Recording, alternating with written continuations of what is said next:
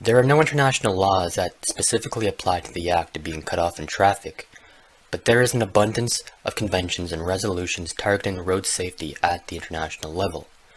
The UN has passed a total of 58 transport conventions, 6 of them being preeminent because of the large number of state accessions.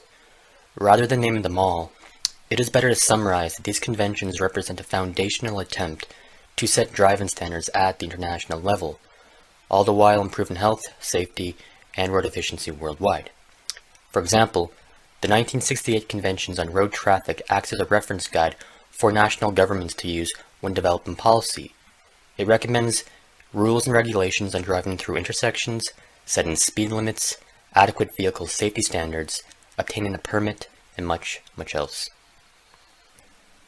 While the problem has mostly stabilized in rich developed countries like Canada, it has taken a turn for the worst in countries lower on the Human Development Index.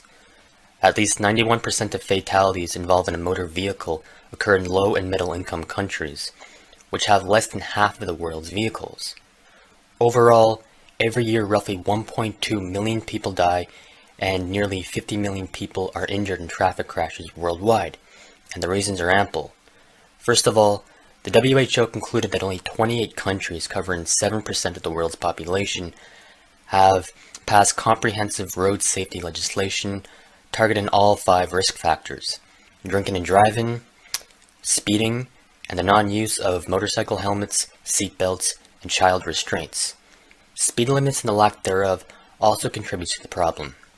The WHO concludes that only 59 countries have an urban speed limit below 50 kilometers an hour, and unsurprisingly, studies correlate speed to being a main cause of fatal accidents.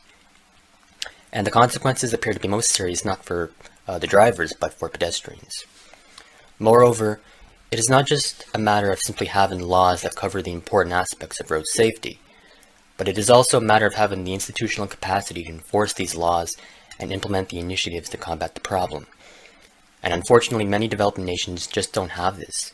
They simply lack the infrastructure, political will, and funding to ensure road hazards are properly regulated.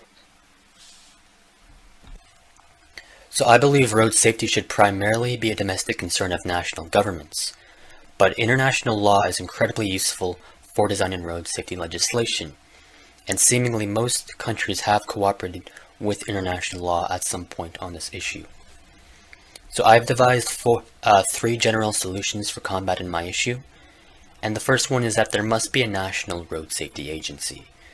So their job is to create policy, conduct research, and initiate safety programs with an aim at reducing the number of fatalities.